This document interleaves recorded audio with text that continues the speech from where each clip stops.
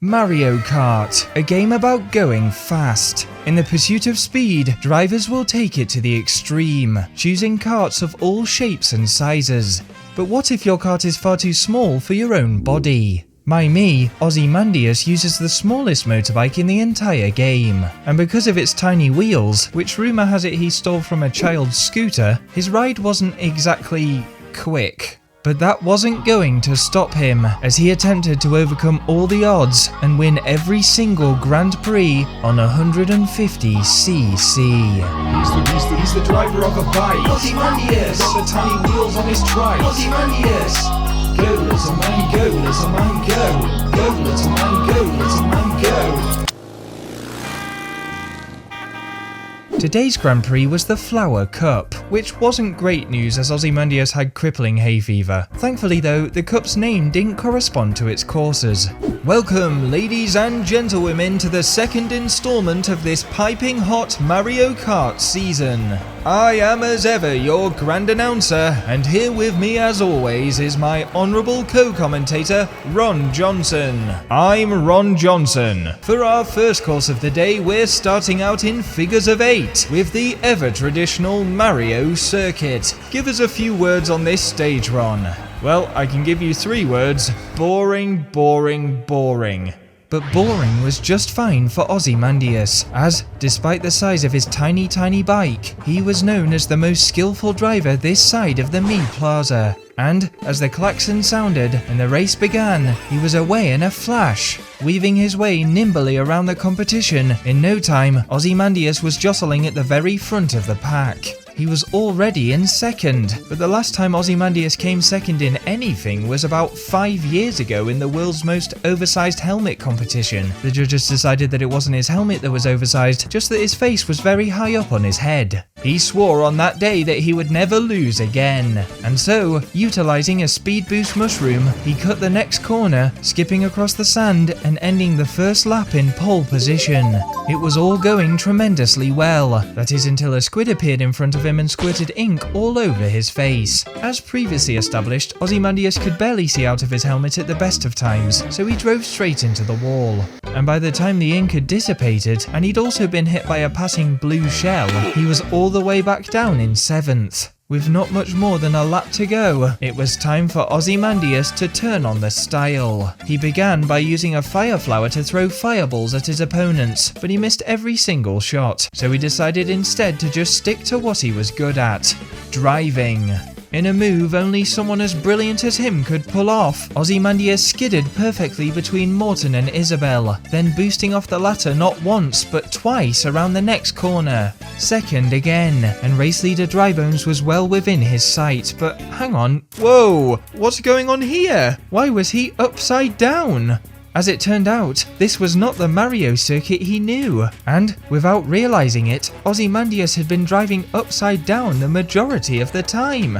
He started to panic. Ozymandius had a bit of a nervous disposition when it came to being upside down, ever since he visited Australia on a holiday one time. Attempting to get himself back the right way up, Ozymandius began to do a sequence of bunny hops, in the hopes that he could jump off the track and onto the ground below. What he didn't realise is everyone's bike had been fitted with artificial gravity before the race, so all this jumping was doing him no good. And with the rest of the competition coping just fine with this course's topsy-turviness, Ozymandius had fallen all the way to 10th place. In a state of desperation, he managed to hop into an item block, then collecting a bullet bill, which mercifully autopiloted him straight to the finish line. But it was too little too late, and disaster had not been avoided.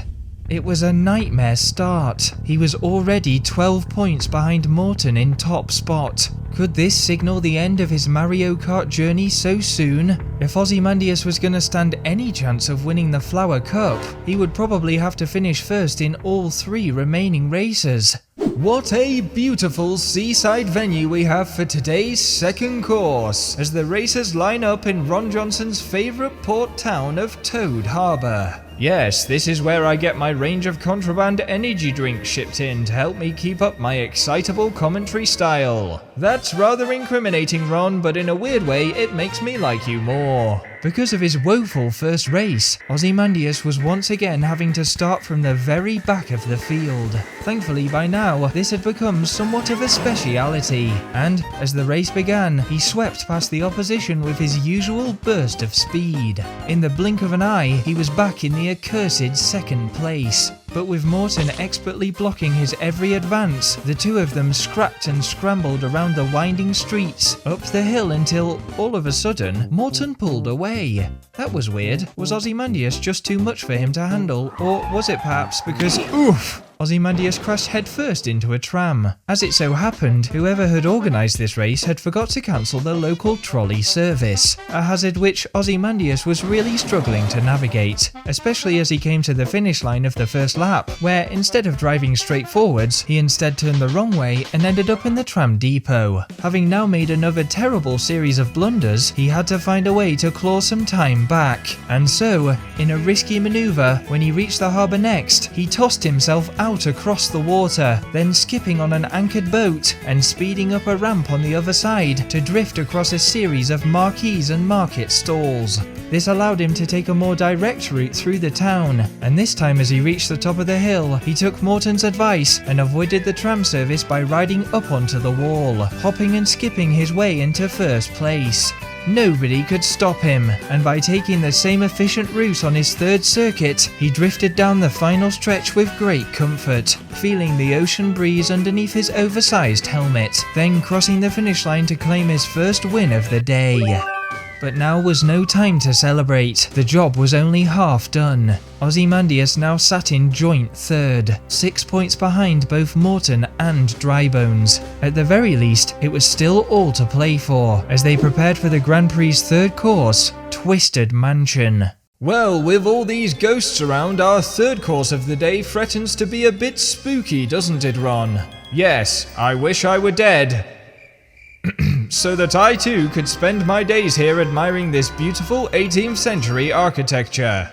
As the doors to the mansion creaked open, the race began, and a maze of winding and twisting hallways stretched out before them. Ozymandius was trying his very best not to get motion sick, but his fiery determination carried him through, and he once again shot into an early lead. He was making excellent time as he flew out into the haunted courtyard. But as he thought about how to descend, he couldn't decide which floor to land on, and instead ended up ploughing head first into the balcony.